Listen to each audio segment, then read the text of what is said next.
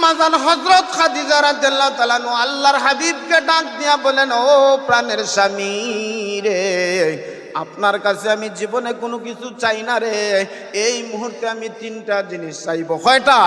জোরে হোক, কয়টা? এক নাম্বার জিনিস চাইব রে, আমার মনে হয় কিছু দিনের মধ্যে এই দুনিয়া থেকে আমি বিদায় হয়ে যাব। প্রাণের স্বামী গো, আপনি আমাকে মাফ করিয়া দিবেন। আর একটা জোর দাবি জানাচ্ছি, বাজারের দামি দামি কাফন আমার জন্য আপনি কিনে আনবেন না, আমার জন্য আপনি খাবার গিলাপ দামি দামি কিনে আনবেন না, বাজার থেকে শহর থেকে মার্কেট থেকে আনবেন না। ও প্রাণের স্বামী গো, আমি চাই আপনার পুরাতন একটা জুব্বা মুবারক আমি খাদিজার মৃত্যুর পর কাপন হিসাবে আপনি আমারে উপহার দিবেন নি? চিৎকার দিয়া বলেন সুবহানাল্লাহ।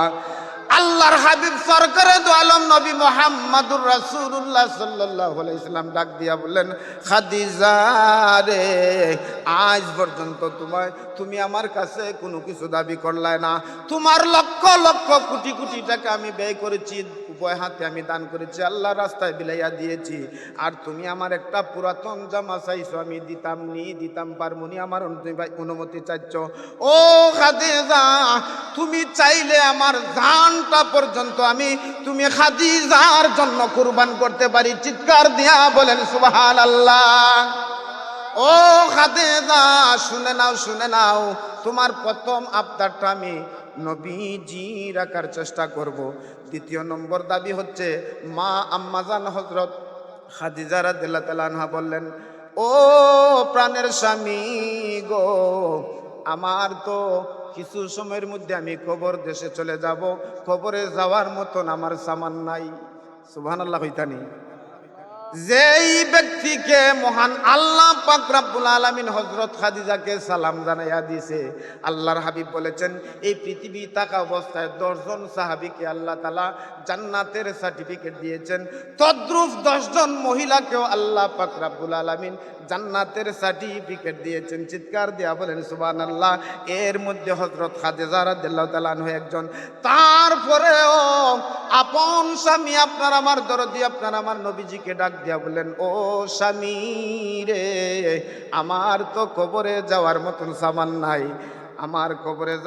সামান নাই, আমি কি লইয়া কবরে যাইব? একটা দাবি করবেন, 2 নম্বর দাবি, 2 নম্বর প্রশ্ন, একটা দাবি করতে চাই আপনার কাছে, আপনি আমার দাবিটা রাখবেন নি? আল্লাহর হাবিব বলছেন, খাদিজা রে, নির্দ্বিধায় তুমি আমাকে বলতে পারো রে খাদিজা। হযরত খাদিজা রাদিয়াল্লাহু তাআলা আনহা ডাক দিয়া বলেন, হুজুর,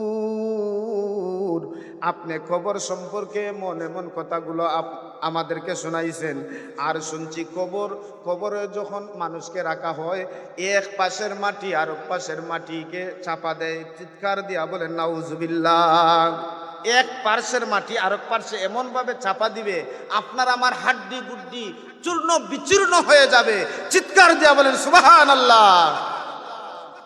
ও স্বামী, আমি চাই আমাকে কবরস্থ করার আগে আপনি আমার কবর যেখানে করবেন গো, আমার কবর যেখানে করবেন ওই কবরের মধ্যে আপনি আগে নামবেন। সুবহানাল্লাহ।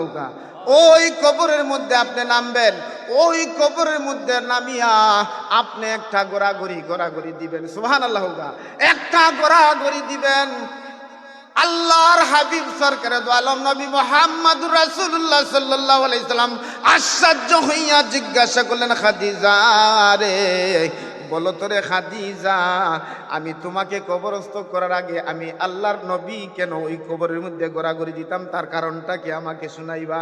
হযরত খাদিজা রাদিয়াল্লাহু তাআলা আনহা ডাক দিয়া বলেন, হুজুর, আপনি বিশ্ব নবীজি রাহমাতুল লিল আলামিন নবী, যার গায়ের মধ্যে একটা মশা মাছি পর্যন্ত বয় না, যার গা দুজকের আগুন কোনোদিন স্পর্শ করবে না, যার গায়ের ঘাম সাহাবীরা অসংখ্যভাবে আতর হিসাবে ব্যবহার করছেন, যার তুতু মুবারক পবিত্র, গাম মুবারক পবিত্র, পায়খানা পবিত্র। চিৎকার দিয়া বলেন সুবহানাল্লাহ। ও নবীজি গো, আমি চাই গো নবীজি আমারে কবরস্থ করার আগে আপনি যদি আমার কবরের মধ্যে একটা গোড়াগড়ি দেন, আমার বিশ্বাস আপনি কবরে গোড়াগড়ি দেওয়ার কারণে আপনার শরীর মুবারক যখন কবরে লাগবে গো, আপনার শরীরটা যখন ওই কবরে রাখবে, কবরের মাটি দেখবে, আর তারপরে যদি আপনি খাদিজাকে রাখেন ওই কবরের মধ্যে, আমার বিশ্বাস গো 100% বিশ্বাস আছে ওই কবরে কোনো দিন ওই কবরের মধ্যে দুজকের আগুন আমি খাদিজাকে স্পর্শ করবে না। চিৎকার দিয়া বলেন সুবহানাল্লাহ। শুধু তাই নয়, 3 নম্বর প্রশ্ন গো নবীজি, 3 নম্বর আবদার আমি রাখতে চাই আপনার কাছে। ও নবী গো, ও প্রাণের স্বামী, 3 নম্বর আবদার আমি আপনার কাছে করতে চাই।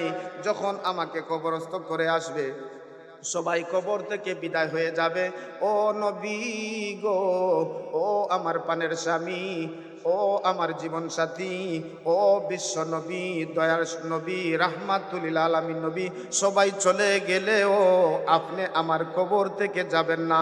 আল্লাহর হাবিব বললেন, খাদিজা রে, বলো তো রে খাদিজা, আমি কেন যাইতাম না? ওই খাদিজা রাদিয়াল্লাহু তাআলা আনহা জবাব দিতেছেন, ও আমার স্বামী শুনে নাও, কবরস্থ করার পর 2 জন ফেরেশতা আসে। 2 জন ফেরেশতা আসিয়া 3টা প্রশ্ন করে। আমরা প্রত্যেকেই জানি আপনার আমার প্রত্যেকের কবরের মধ্যে কয়টা প্রশ্ন হইবে? কয়টা প্রশ্ন? ও আখিরি দাওয়ানা আনিল হামদুলিল্লাহি রাব্বিল আলামিন।